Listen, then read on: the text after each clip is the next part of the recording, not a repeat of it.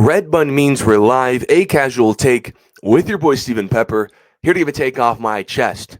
So for the third time in a row, let me know if you heard this one before, the Miami Heat have eliminated the Chicago Bulls from the play-in tournament.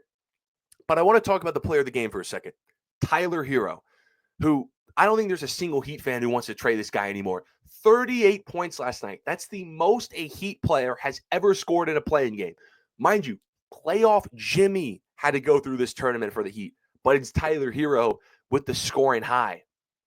This guy is just evolving into a star right in front of our very eyes.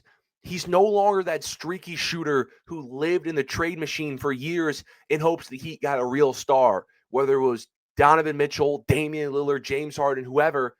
Tyler Herro is turning into that star, that bona fide, reliable shot maker that the Heat wish he turned into when they drafted him 6 years ago. And I know he already got his all-star nod for the season, but I just have so much appreciation for who he's turning into. He's only 25 years old, and he finished the season averaging roughly 24 points. That's 3 more than last year. Now, I always say this, don't confuse improvement with opportunity. Because while it is true that Herro is now the team's number one option since Jimmy Butler pieced from the team, if you look at his field goal attempts, he's shooting roughly the same amount of shots. The difference is he's just making those shots at a higher level. When I watch Herro, and boy did I last night, I see someone who just has a much better feel for the game. He's an improved ball handler. He plays in a more comfortable pace. He forces a lot less shots than he used to. And ultimately, he's just more confident and stronger in getting to his spot, getting to the basket, rising up and creating separation. Like, this is the guy who Tyler Herro made a song about. This is the guy who Jack Harlow made a song about. The confidence, the swagger, the big-time shot making.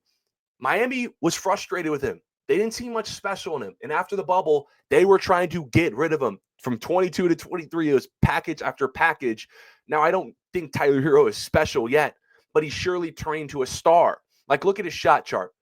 I know Tyler Herro is already on record saying it, but it reminds me a lot like Steph Curry.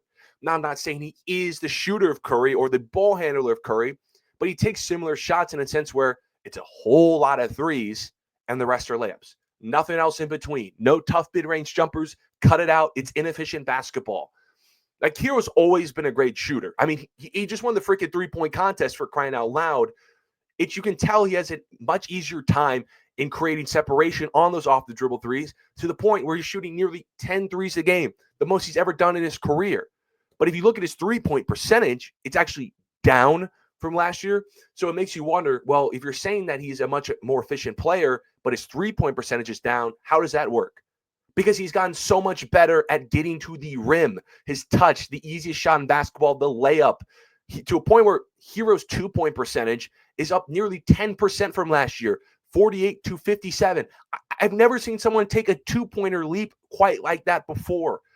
And his improvement, man, was that on display last night over in Chicago. Now, I know Herro had some help alongside him. Andrew Wiggins ball, David Mitchell came along late. But in the end, Tyler Herro was just superhero in the Windy City. He was the one who came out and set the tone. He had 23 points in the first half on 8 for 8 shooting.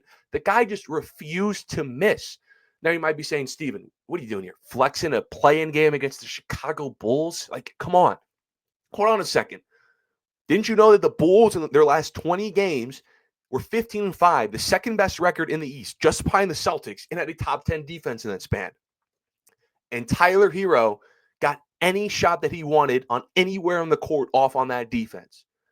I just have so much admiration for this guy's growth. And now with the win against Chicago, Heat move on to Atlanta to face the Hawks for the right to play the Cavs in the first round of the playoffs tomorrow. Now, if the Heat win this game and go face the Cavs, they're definitely getting swept. Maybe 5 games, but probably getting swept. But it doesn't matter because I didn't expect them to even beat the Chicago Bulls, let alone the Hawks. But that's just a testament to the improvement of an offensive initiator Tyler Herro is.